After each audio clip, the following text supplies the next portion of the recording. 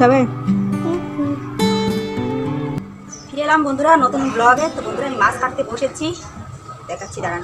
এই তো মাছ, এই মাছ দুটো অনেশা বাবা এনে রেখেছিল, লাঞ্চের সময় কাটা হয়নি। পরশুদিন এনেছিল, পরশুদিন এনে রেখেছিল, তো দুর্ভাগ্যবশত কাটা হয়নি।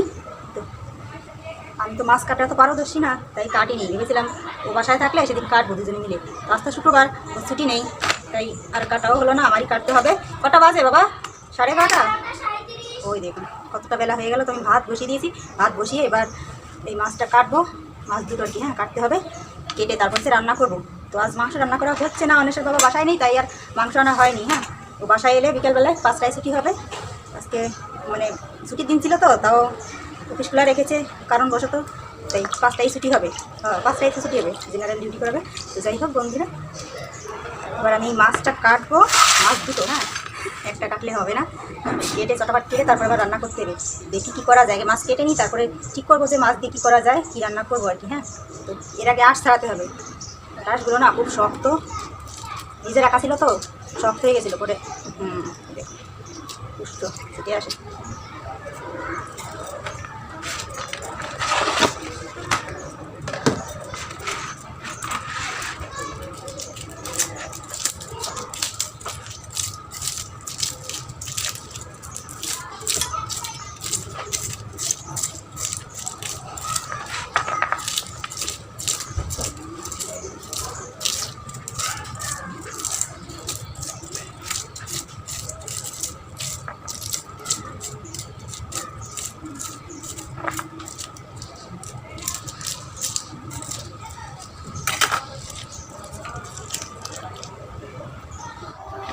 মাছ কাটা হয়ে গেল বন্ধুরা, আর ভাত তো বসানো মাত্রই হয়ে যায়।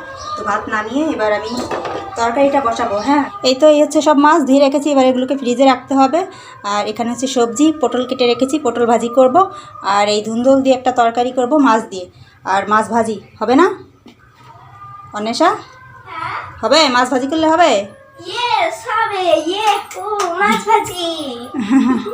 হ্যাঁ, মাছ ভাজি করব আর সে ধুন্দলের তরকারি করব, তাহলেই হবে, তাই না?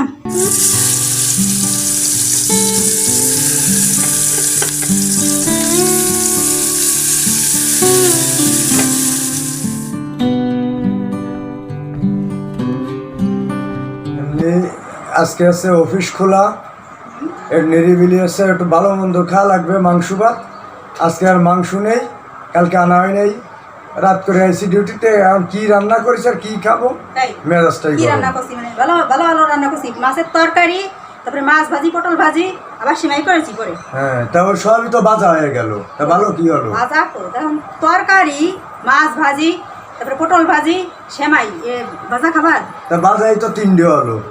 মোটে মা রান্ধে না তত্তর ভান্তা, মানে মোটে মানুষ পায় না। আরেকজন চলে এসে কি বাবা তোমার রান্নার বদনাম করছে। বদনাম না, আজকে সবই ভালো খাবার, মাংস ভাতের থেকেও ভালো খাবার। হ্যাঁ, মাংস ভাত দিয়ে কি ভাত খাওয়া যায়? মাংস ভাত খাওয়া যায় না। আর এই সমস্ত খাবার তো মাংস খাই, এ দিয়ে খাওয়া যাবে ভাত, ঠিক আছে? আমি যা রান্না করেছি সবই মজাদার আর সুস্বাদু আর হেলদি খাবার, হ্যাঁ স্বাস্থ্যকর খাবার। এখানে কোনটা খারাপ খাবার? এই তো তরকারি কত সুন্দর হয়েছে, মাছ দিয়ে করেছি, বেশি করে মাছ দিয়ে তারপরে রান্না করেছি রুই মাছ। আর এটা এখানে মাছ ভাজি, মাছ ভাজি, পটল ভাজি, আবার তারপরে করেছি সেমাই। আর কি চাই? আমার কাছে পটল ভাজা খারাপ। এর থেকে ভালো খাবার আর কি হয়? তাও নাকি হচ্ছে না, মাংসই খেতে হবে। মাংস বেশি, মাছ মাংস মানে বেশি মাংস খাওয়া ভালো না।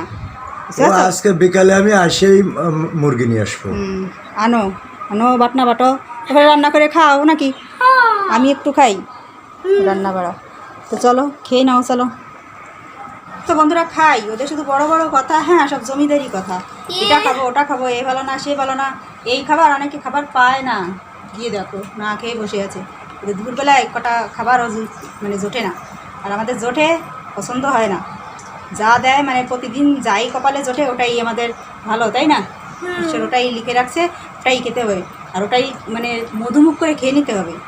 তো বন্ধুরা চলুন খেয়ে নিই, আর সঙ্গেই থাকুন। দেখা হচ্ছে আবার আগামীকাল নতুন ভিডিও নিয়ে। ভালো থাকবেন সবাই, টাটা।